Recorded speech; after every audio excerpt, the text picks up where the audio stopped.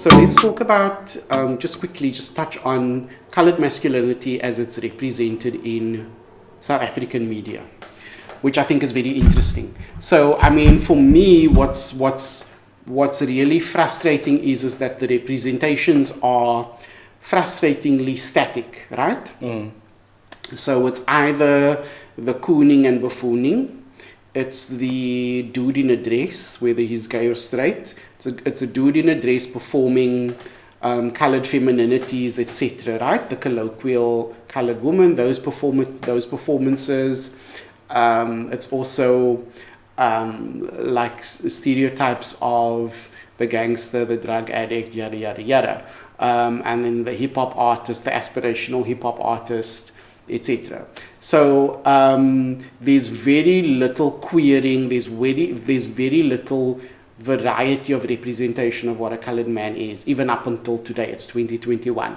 We have very little in terms of that representation, and any nuance besides the negative representation just appeals to a lot of respectability politics. I feel that mainstream media trades in stereotypes. And I mean, there's no kind of way of escaping those generalizations and the shorthand for different social groups. And I also think we need to look at, well, who controls our media? Where do a lot of the content comes from? It's even if you look at public television, for example, where do we see coloredness being represented the most, and what is it tied to? What kind of content? You often see it tied to your Afrikaans language channels too, that particularly on, again, public television have mainly white content, right? Or white representation. But with that said, perhaps we also have to broaden the discussion to platforms outside of mainstream media. So for me, community radio stations like Bush Radio, for example, always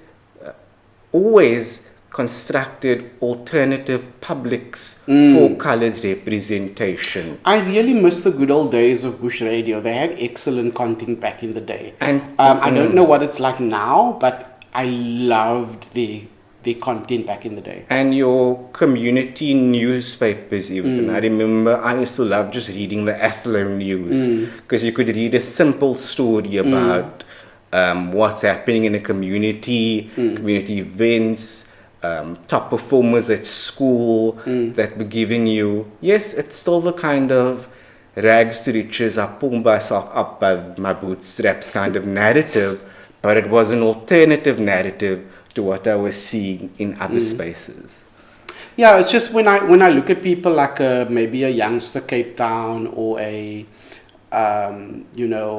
the comedians that we have running around, Mark Lottering, etc. That's still kind of here and there. There's a staticness to that I find it's actually not that. I think it's not anger inducing, it's not frustrating, it's actually quite, I'm bored. I'm bored with those representations. Like, but this is the thing, we don't know.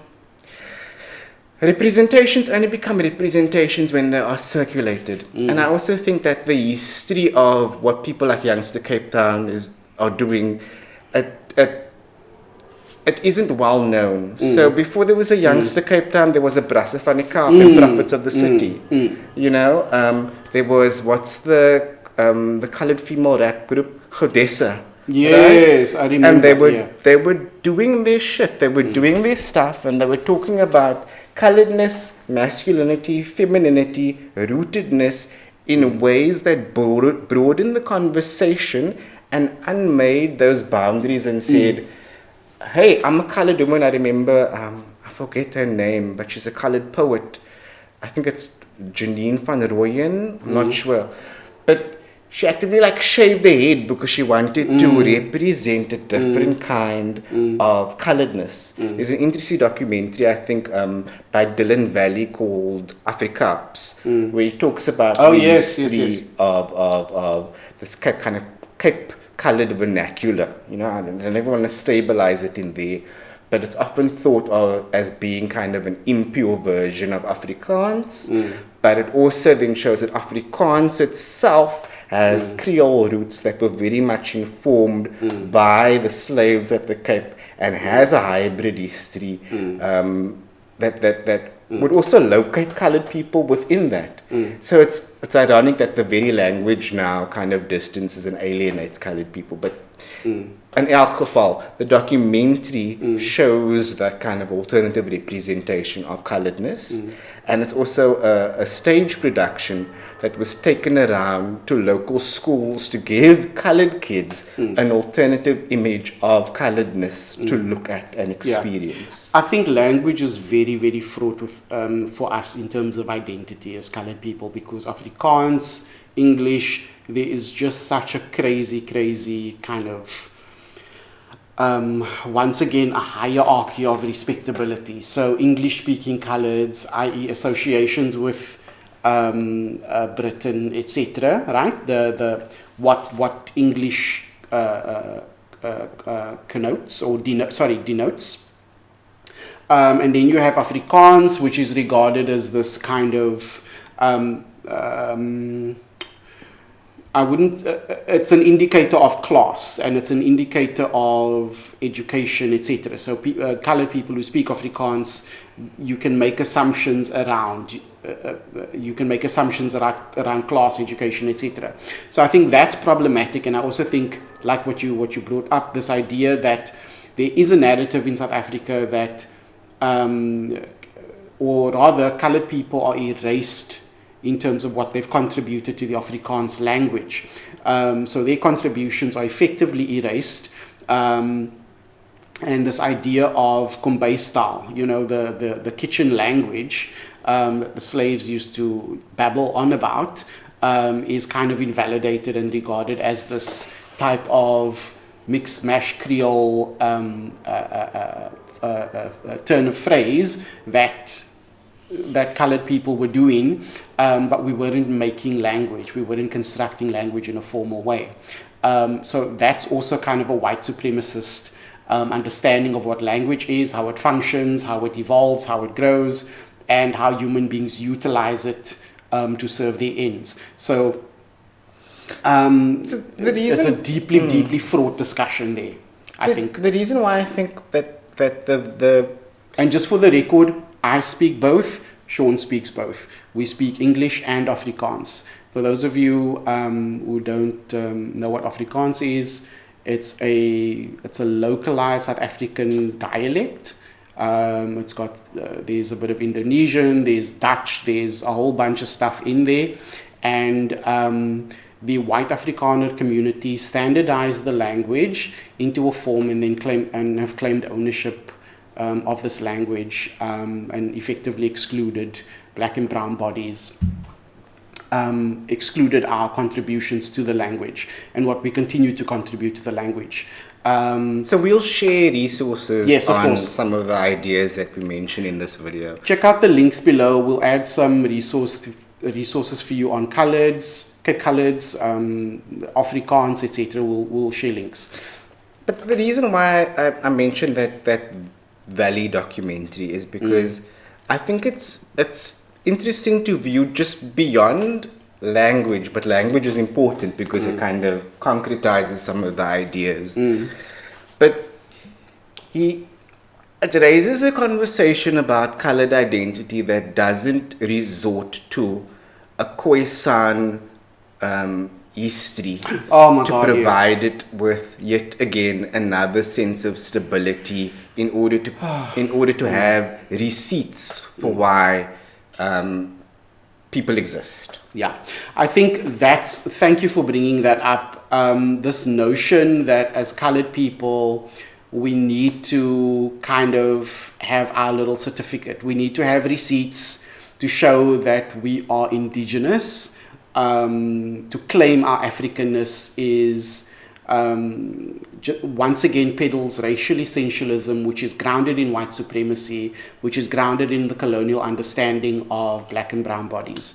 So that's one of the things that we need to let die. And for some reason, in popular discourse, whenever people try and create a popular discourse around what's happening to colored communities in South Africa, we always tend to lapse back into racial essentialism. So it's like this idea that colored people are divorced from their ethnic roots being the root of our problems. And I think that's deeply problematic. It basically turns our problems into an eat, pray, love scenario. We just haven't been eating the right things, we haven't been praying the right things, and we haven't been loving the right things. And if we do those right things, colored people, we will just transcend to the next dimension, which is, I think, BS. So it erases our complexity. It completely erases the very historical realities that account for why we exist as a Creole people in the first place. So I'm not a hip hop head, but this is why. But I like poetry, and I like hip hop because it can also be it is poetry in some way. So the ways in which to reclaim an identity that has been denied on the very basis of its hybridity. It's very difficult for me to imagine that or to do that in a form that yet again stabilizes something. Yes. And that's why hip hop is beautiful, because and poems are beautiful because you can introduce different languages. You can introduce different forms of expression. There is a rhythm, there is a beat to it. That rhythm and that beat can have a kind of stable pattern, or it can be more improv, right? There is a form in which you can draw on these different things to embrace the very thing that's been problematized in this racial system, right? And that's what's also highlighted in that Afrikaans documentary, and it resists that idea of not black enough, not white enough, because I feel that even though that sounds like you're in between, it's not an in between that allows freedom of movement. It's an in between that very much will forever lock you into place. Yes. So how can I take on that kind of Creoleness and say, I'm going to use this to my advantage? Correct. And it's not only an advantage that says I'm going to deal with it in the here and now, but it's maybe one thing that I want to talk about, because this is really talked about. So how do we imagine colored futures? Yeah, colored futures. I think the future of colored futures are linked to black futures and every other community in South Africa. I think our journeys are interconnected because our identities were constructed in such the identity constructions in South Africa are so intertwined, right? Because definitions of whiteness were so dependent on the construction of blackness, right? On the construction of coloredness.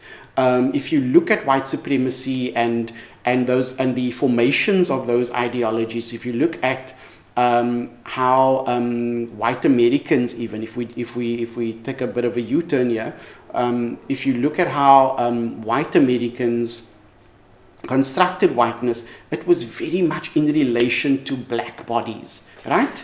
So this idea of white stood in opposition to blackness, which was very interesting. So I think our transformation, our real transformation and our real development and our real future is going to be deconstructing the solidity of those identities, right?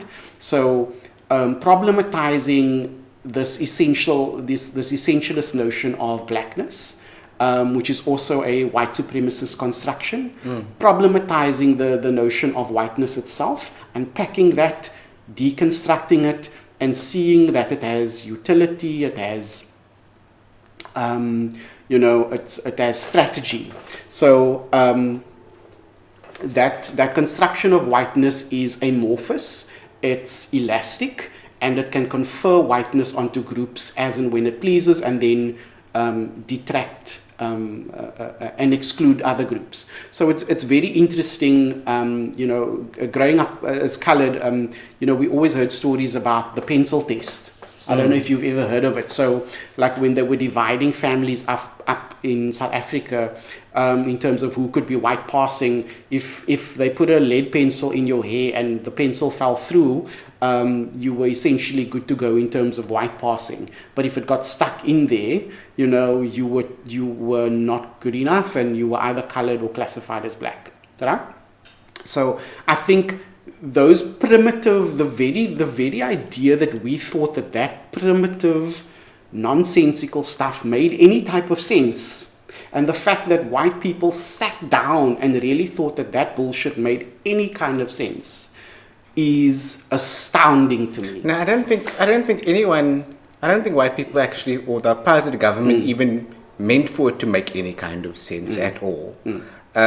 Because in addition to the construction of these boundaries and the tests that were used to indicate that they had some degree of validity, there were people that very much crossed those boundaries. So race, even in the apartheid system, very much was based or constructed along the lines of social acceptance. Right?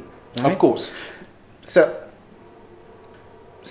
families were even split up. No, of course. Because you could move to a particular community where others in that community could validate your identity as this particular people. And I'm not saying that means that those tests or the administrative system had no degree of power or force, but it happened in addition to this kind of imaginary system that also had very real world effects. I think what we should do, maybe a future video, is have a live viewing of the AfriCups documentary. Yes, that sounds awesome. We can comment on particular parts of the documentary, and you can join in on the conversation with us. Because I think language, just because of its ability to hold a difference, is a very good way of talking about race, which can often be a very slippery kind of topic too. There was, I saw a movie, and I love this movie, and you've never watched it with me, The Last Black Man in San Francisco. And there's a monologue close to the end where this one guy is talking about someone who's died, and he's talking about how everyone put this guy in a box and he never pushed beyond it, right? So he was talking about black US masculinity, and it's a beautiful little monologue that he gives there, and I think the film itself is just a very nice little take on masculinity, especially from a black US perspective, and I think, just to make the link back, this idea, the good part for us as queer bodies, as gay men, right, is to some extent we're forced to push beyond it, right? So the boxes that people want to place us in, sometimes we're forced to push beyond it, sometimes we can't even fit in that. And I think there's a lot of positivity, there's a lot of knowledge building that can come out of that. And I think, that's a good point maybe to draw the conversation to a close, because I think also in terms of colored futures, when you talk about pushing beyond it is not an obvious point. It's not kind of a leapfrog. It's not, we're not gonna jump over this thing. So in pushing beyond it, you're gonna come up against it, it's gonna push you back, and you're gonna have to respond to it in a way that allows you to push beyond. So even the beyond is going to take the norm and the violence of that thing into account in its construction. It's not going to be immune to it in any way. Yeah. I think this was an interesting discussion. Thank you, Sean. Guys, if you really like what we're talking about, please, if you have anything to say, comment down below in the comment section. Let's have a discussion. We'll reply and chat to you. It's a fraught discussion, and I think it's worth having. I think it's worth us pushing way beyond racial essentialism, way beyond that discourse. Let's move the needle a little bit forward so that we can talk about various types of coloredness. Let's pluralize that, and let's pluralize masculinities as well. And it's the first of many more discussions. Yeah. So we hope you'll join us in future. Yeah. Please join us in future. We'll be back soon with way more interesting discussions. So if you liked our content, subscribe, like, and share, and let's get this conversation going. See you next time. Thank you so much. Bye. Bye-bye.